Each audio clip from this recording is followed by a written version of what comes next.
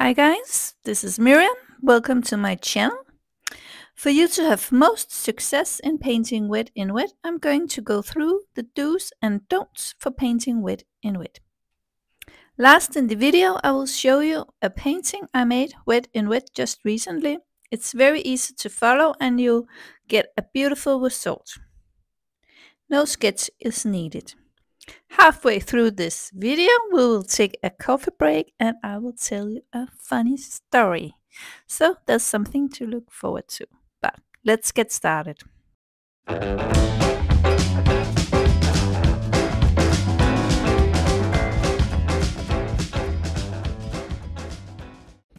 So the first don't is to not tape your paper down, because when you are painting wet in wet, your paper is going to do this if it's not taped down, as you can see here. And that leads me to the next don't, and that is to tape your paper directly down to the table. So this is how it should be when you are going to paint wet in wet. Your paper taped down on a board. The next don't is to use too thin a paper. Your paper should have at least 300 grams weight, because then it can carry quite a lot of paint.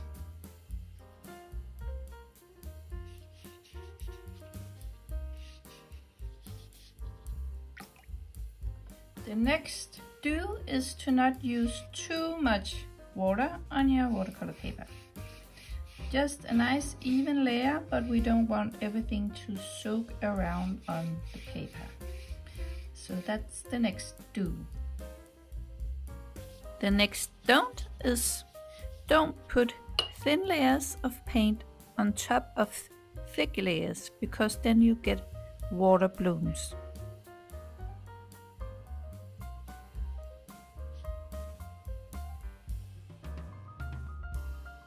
And the next do is also to, when you paint wet in wet and you want to drop in another color, it should be the same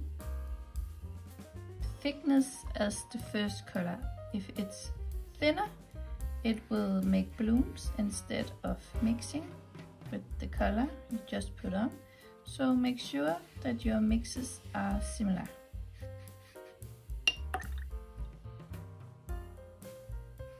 The next don't is don't rub your paper too hard with your brush, because it will ruin the paper. As you can see, it's happening right here.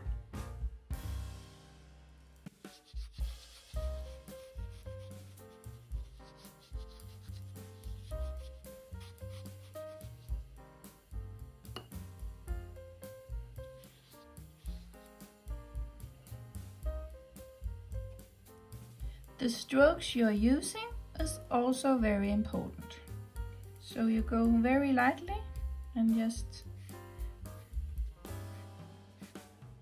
like this, instead of scrubbing like I showed you before.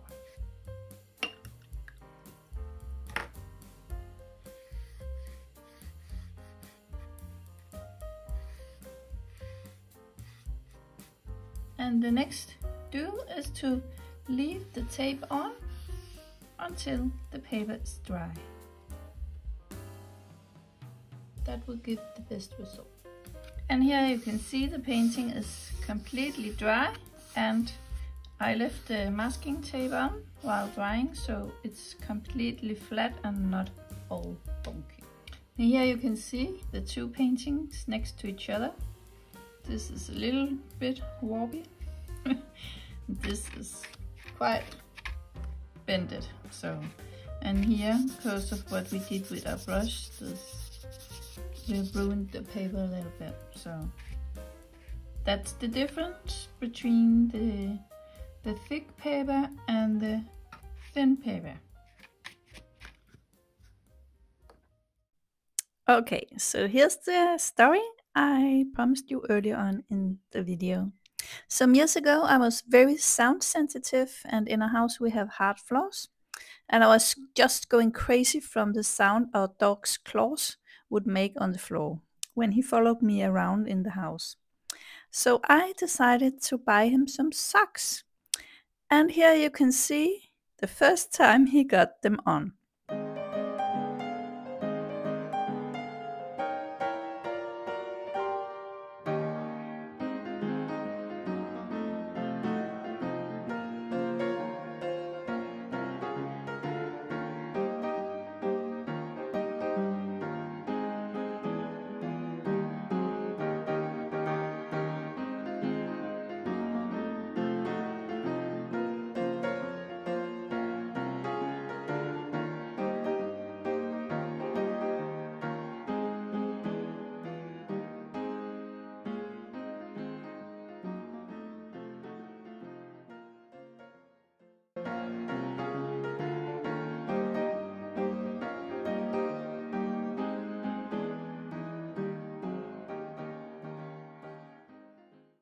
Okay, but let's continue making a painting wet in wet together.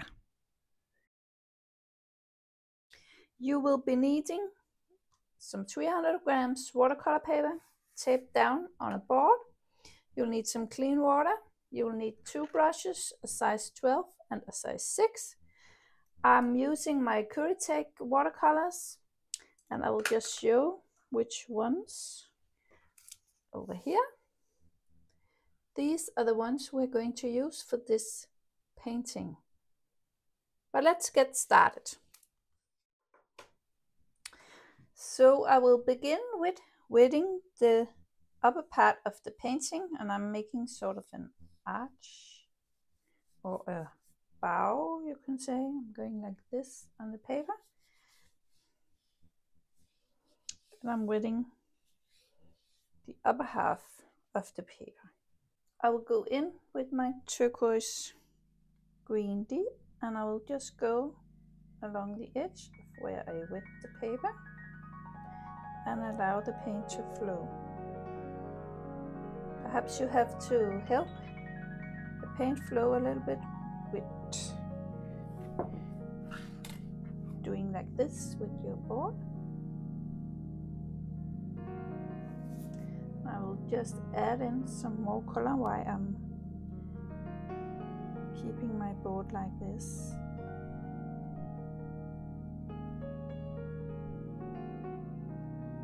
But I want a little bit of control, so yeah. Then you can turn it the other way. And then, while this is still wet, I will go in with a smaller brush and my blue-gray deep, and just dab in some color like this.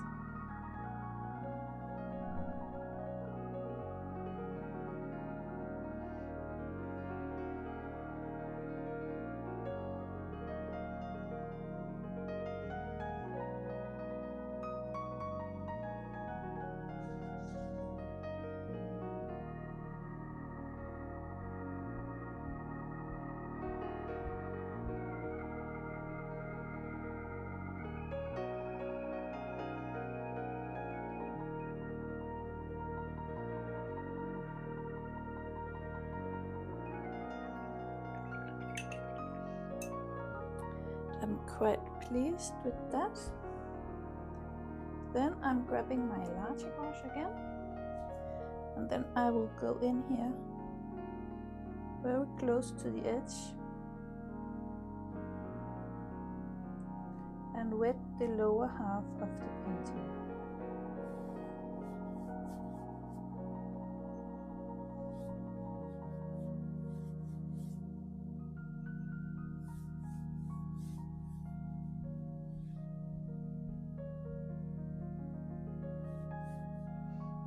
And I will grab my greenish yellow and dab that in.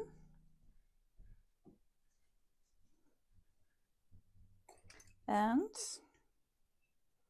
then I will grab my olive green and put that into the painting as well.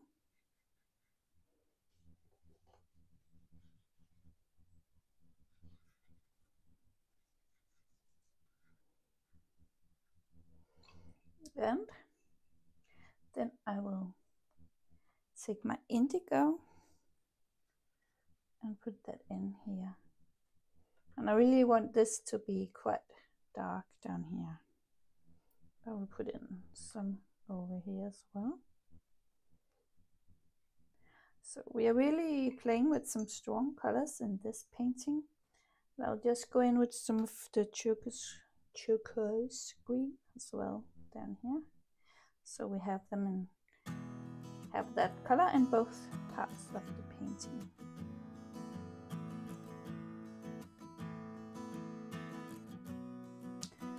And once you are pleased with how things look, we will put on the cling film or Vita wrap. I don't know what it's called in your country.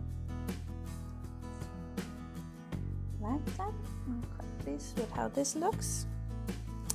And then I'll take this and I will only put it on the lower half of the painting like this. And you can already see how it will turn out. Yeah. And then we will let this dry and come back and see if we want to add something to the painting. So now everything is dry, I believe, so I can take off the cling film. It's still a little bit wet, but we can just dry that off with our hairdryer. But you can already see what the cling film made on the paper. I think this gives quite a beautiful effect, but I do believe that something is missing in this painting, so I will go in with some more colors. But first I will dry it off with my hairdryer. Okay, so I think I will grab this brush and I will go in with the greenish yellow color. I'll just dab it in some places. But it's like the cling film pulled off some of the color as well, so I will just go in with a little bit of color here and there.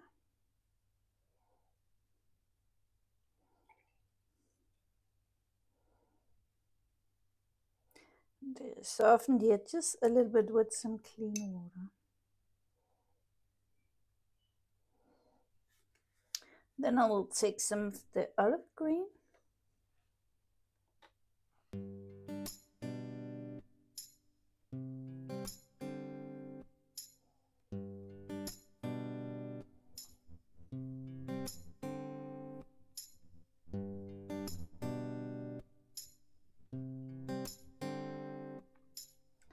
And I think I will grab some of the blue gray deep as well and put in some of that dark color in.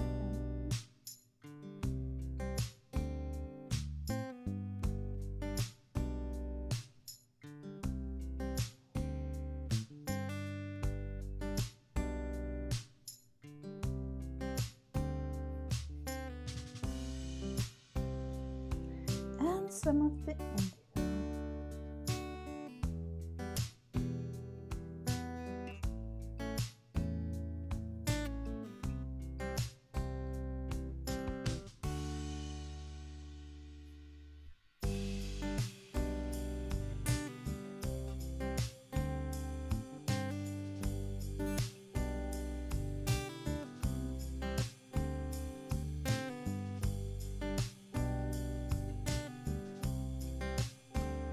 And I will take my number 6 brush and I will do a little bit of splattering and I will use the turquoise.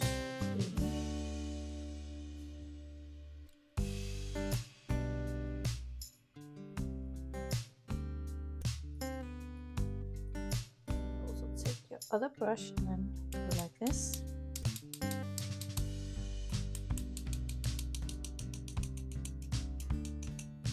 Yeah, I'm quite liking this semi-abstract landscape painting.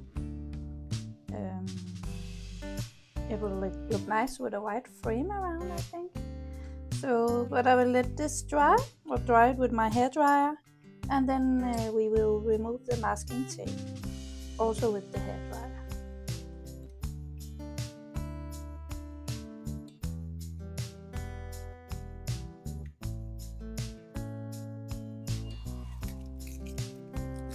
So here you have it, quite a pretty painting, I think. It's really amazing what you can do with some cling film to create interest in your painting. Also, especially when you're painting landscape paintings, I find this very useful. So yeah, I will just show you how it will look in a frame. I just found this square has protrude, so that will give you an idea of how this will look in a square frame. I think this is really beautiful and it will look great on any wall.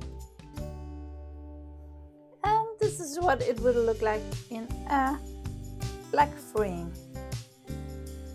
I think this, yeah, quite pretty when you hang it on the wall. So yeah, but that was it from me for today's video. I hope you found it useful and that I will see you again in another video. Remember to like and subscribe and hit the notification bell if you wanna get notified when I put up more videos. Be well and bye for now.